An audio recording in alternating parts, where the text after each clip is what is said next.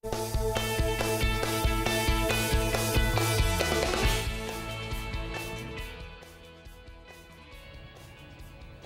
morning mga kababayan, 5:11 na po ayon sa Philippine Standard Time at nagbabalik po ang Panahon TV.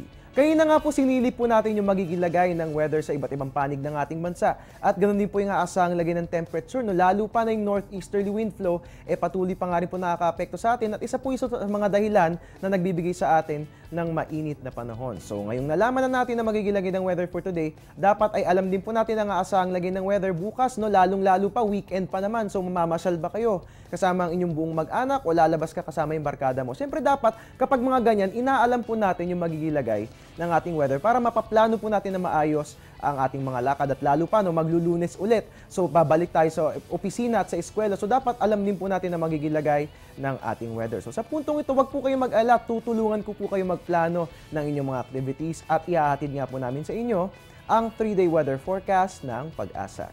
Unahin nga po natin ang weather sa Baguio para po sa mga mamamasyal sa Baguio. Fair weather naman po ang ating may experience bukas at magtutuloy-tuloy po yan hanggang sa Lunes. Kaya nga alam mo po sa Lunes, no, posible po tayong makaranas ng isolated light rain. So magbaon po tayo ng payong. At ito nga pong isolated light rains na ito, dulot pa rin po yan ng northeasterly wind flow na ating nararanasan.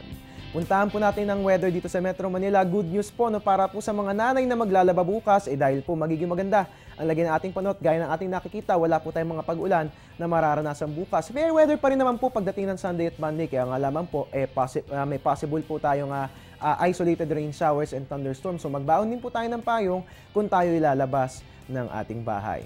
Puntahan naman po natin ang weather sa Metro Cebu. Maayong buntag po sa mga kababayan nating Cebuano na kung magbaon po tayo ng payong no, dahil magiging maulan ang ating weather bukas. At kung wala naman tayong importanteng lakad sa Sunday, magstay na lang po tayo sa bahay, no? Staycation na lang po muna nang sa gayon, makaiwas po tayo sa mga panganib na dulot ng maulang panahon at magtutuloy-tuloy nga po yung rainy weather hanggang sa Monday. So iba yung pag-iingat ang inyong isagawa at dapat lagi po nating minomonitor ang lagay ng ating panahon.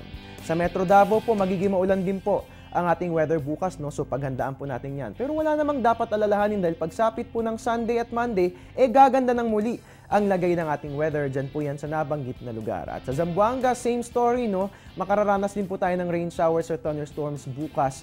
At pagsapit naman po ng Sunday at Monday, gaganda na ang lagay ng ating panahon. So pwedeng ninyang isagawa ulit ang inyong mga outdoor activities. At yan nga po ang 3-day weather forecast natin sa inyo ng Pag-asa. Ngayon naman para sa mga magbabakasyon, sa mga excited ng magbakasyon, mag-beach, mag-mountain climbing, ano ba mga trip mo sa buhay? Aba, syempre tutulungan ko rin kayo magplano ng inyong vacation at sisilipin po natin ang tourist areas sa weather po natin sa tourist areas. Puerto Galera magiging mainit with 23 to 32 degrees Celsius at sa Banawe Rice Terraces mababa po ang ating temperature. Meron tayong 12 to 25 degrees Celsius. Sa Naga po, magiging mainit din ang ating panahon, no? At ganun din sa El Nido, Palawan. At paghandaan po natin yung mga isolated light rains na ating mararanasan or rather isolated rain showers and thunderstorms. So magbaon po tayo ng payong. Meron nga po tayong 24 to 32 degrees Celsius. Samantala, sa Boracay magiging malamig po ang ating panahon. Pero unfortunately, magiging maulan. So para po sa mga magbe-beach dyan, wag na lamang tayong pumunta dun sa may gitnang bahagi ng dagat nang sa gayon, hindi po tayo anurin ng mga malalakas na alon. Meron nga po tayong 23 to 33 degrees Celsius at sa Camiguin po, magiging mababa ang ating temperature for today at magiging maulan din po. So paghandaan din po natin ang rainy weather. Meron po tayong 23 to 31 degrees Celsius. At sa ating pagbabalik, sisilipin naman po natin na magiging lagay ng weather sa iba't ibang panig ng ating bansa at aalamin po natin kung alin nga ba mga bahagi ng ating bansa ang makararanas ng mga pag-ulan. Sisilipin po natin yan sa tulong ng Project NOAA at sa chance of rains nito na natin po sa atin ng DOST.